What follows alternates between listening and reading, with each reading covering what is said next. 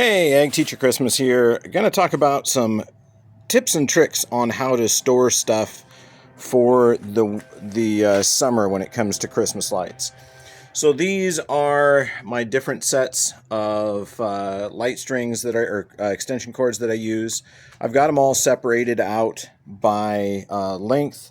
So 6 foot, 9 foot, 12 foot, and then I think those are 16 or 20 out there. My big long extension cords, they all get wrapped up on boards. I've still got a few more to add in there, so it's looking kind of messy. But I wanted to show you a quick, easy way that I found to put cords away for storage that are a little bit shorter to ensure that they do not tangle.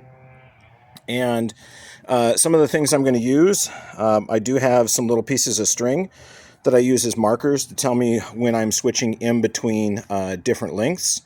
And then when I put them away, I always put them in a particular order, so the shortest go first and the longest go last. But these type of cords I don't actually put on what I call cord boards. I don't wrap them around anything. I might on the really long ones, but there's just too many plugs when we get into the smaller stuff to make that go or work efficiently. So what I do is I actually coil them into a tote. So let me get this all set up over here so you can watch it go. So I'm going to coil these into a tote, and I'm going to set this up so that you can see how this goes. Hopefully this stays. And with this, I'm going to just put those in there and let them coil and lay randomly. And every time I reach the end of a plug, I plug it in. Okay, so I'm going to go just like this all the way down in my tote. With these, you will fill up a tote fairly quickly with cold cords.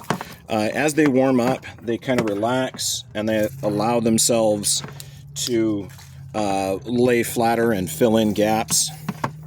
But right now, we're just going to put them in like this. And I'm trying to put all of the like cords together. So these are all the 6-footers. They're injection molded ones. I've got others that are handmade cords. It's something called SPT or zip cord. And they use a special slide-on plug or a vampire plug. Those I'll put in here later as I go. But right now, I'm just going to put all of these in just like that. So I'm kind of overhand coiling them. And one of the things that's kind of interesting about this method is that they'll never tangle. And you can actually translate this method over to other seasonal things that have long cords on them, like Christmas lights. If you take string lights and you plug them end to end and coil them hand over hand into your tote like this, they also will not tangle. They might hang up on one another, but they're not going to tangle. As long as you go from one end all the way to the other, as in plug in all the males to the females as you go along, they're going to keep going and they're not going to tangle. Let's talk about some other things as we keep going. So one of the other things that I've got questions about is, from time to time people ask me like, well, the Christmas light controllers, those things are expensive. Is that the thing that you spend the most money on? And I'd say when you're starting, it's actually not the Christmas lights or the Christmas controllers that cost you the most money. It's actually the extension cords. Luckily with those, it takes a lot to make an extension cord go bad. Although I did have some go bad this year. It's probably because they've got some dirt down in them. But you'll use them for, some of these cords I'm using are for when I started doing this back in, I think I started with Mr. Christmas in 2010, 2011. So some of these cords are more than a dozen years old, and they're doing just fine. But, time to time something goes bad, and you have to replace it. Let's see, let's keep going. So, yeah, these are by far the most expensive part of it. Little bits of trivia. So in my display, on an average year, if I use every cord that I have, I will use 2.5 miles of extension cords. Now this year was not an average year for me. It was really light, so we didn't get to the 2 miles.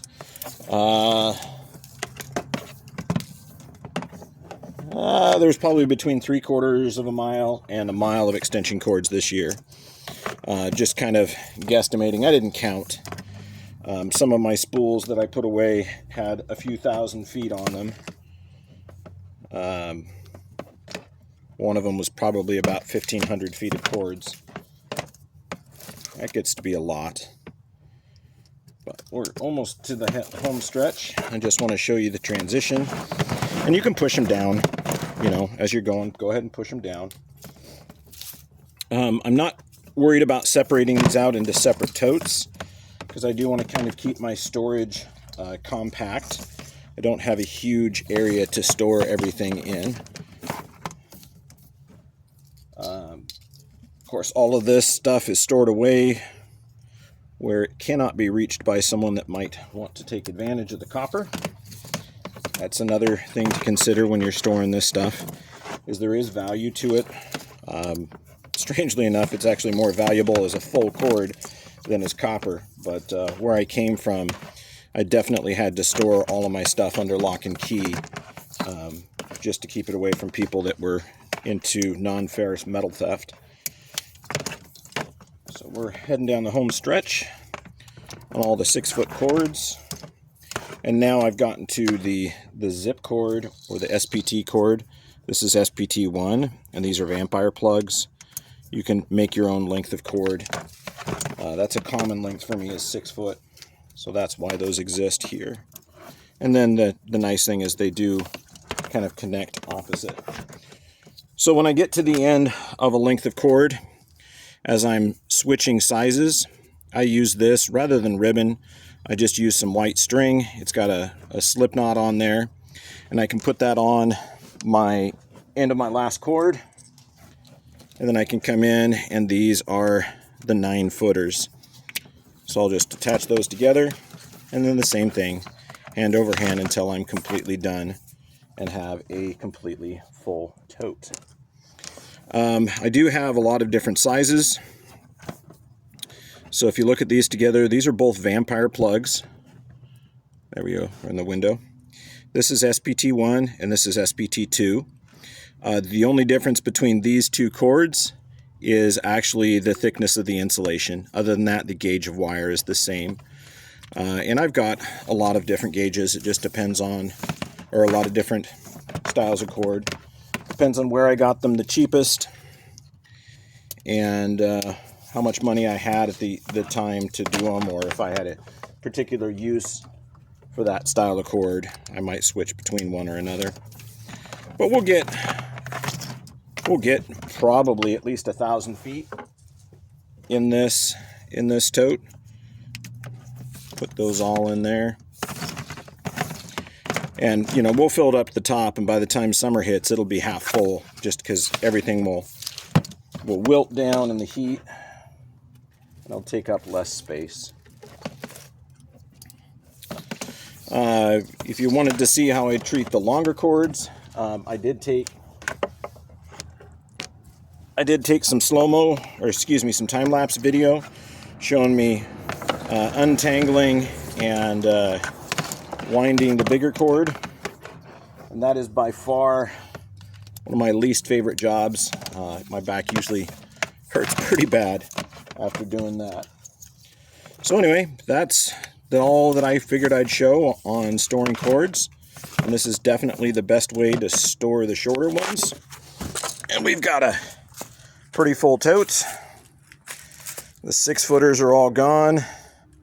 The 9-footers will get there. And we'll probably get the 9 and the 12-footers in there, and the, well, whatever those are, 15 or 20-footers, they'll go on a spool. But yeah, almost done with wrapping up the cords. So the display will be totally torn down by tomorrow. I think I've got about 2 hours of light left. But But I hope that interests you and you learn something. Ag Teacher Christmas out.